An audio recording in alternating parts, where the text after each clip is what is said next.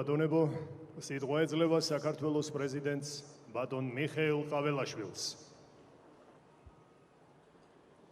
მივესალმები სრულიად საქართველოს კათოლიკოს პატრიარქს, უწმინდესა და უნეტარეს შიო მესამეს, მივესალმები საქართველოს პარლამენტის თავმჯდომარეს, თავდაცვის მინისტრსა და თავდაცვის ძალების მეთაურს, ჩვენ საამაყო ქართულ ჯარს, მივესალმები აღმასრულებელი საკანონმდებლო და სასამართლო ხელისუფლების წარმომადგენლებს, ავტონომიური რესპუბლიკის ხელმძღვანელ პირებს, თბილისის მერსა და საკრებულოს თავმჯდომარეს, სასულიერო პირებს, დიპლომატიური კორპუსის წარმომადგენლებს.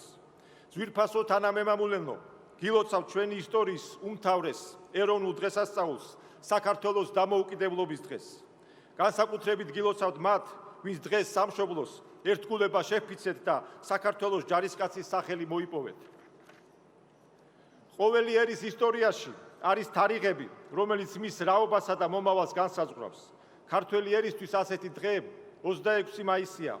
108 წლის წინ, საუკუნოვანი ანექსიის შემდეგ, ქვეყანამ აღიდგინა სახელმწიფოებრიობა და მსოფლიო მიხილა დამოუკიდებელი თავისუფალი საქართველო.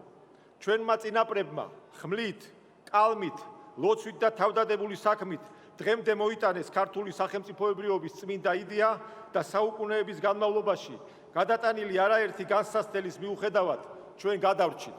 გადავრჩით, რადგან გავიმარჯვეთ უმთავრეს ომში. დავიცავით უმაღლესი ღირებულებები, სარწმუნოება, იდენტობა, ტრადიციები და არ დავთმეთ მშობლიური ენა.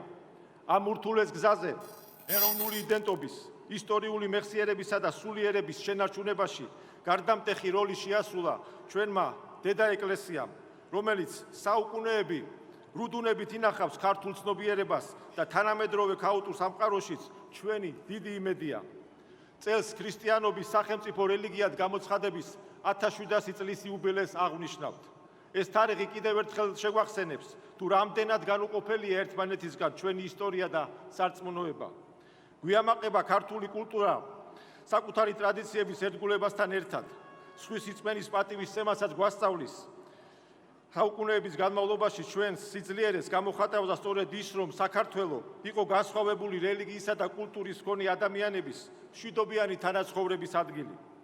თანამედროვე მსოფლიოს უდიდესი გამოწვევების ფონზე კარგად უნდა გავაცნობიეროთ, დამოუკიდებლობა არ არის ერთხელ და სამუდამოდ ბოძებული მოცემულობა.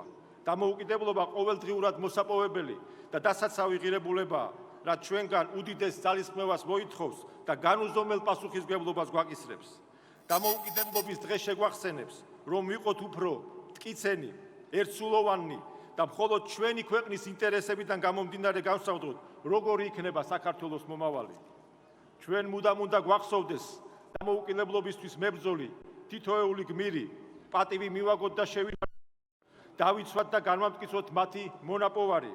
ყველაფერი გავაკეთოთ იმისთვის, რომ ჩვენს აფხაზ და ოს დებთან და ძმებთან ერთად შევძლოთ ერთიანი, განვითარებული საქართველოს შენება და ჩვენ შვილებს ბევრად უფრო ძლიერი, მტკიცე და თავისუფალი სახელმწიფო დაუტოვოთ. მინდა მივმართოთ ჩვენს მომავალ თაობას. თქვენ ხართ ამ ქვეყნის ხვალიდელი დღე. თქვენი ენერგია უდიდესი მამოძრავებელი ძალაა ქვეყნის განვითარებისთვის.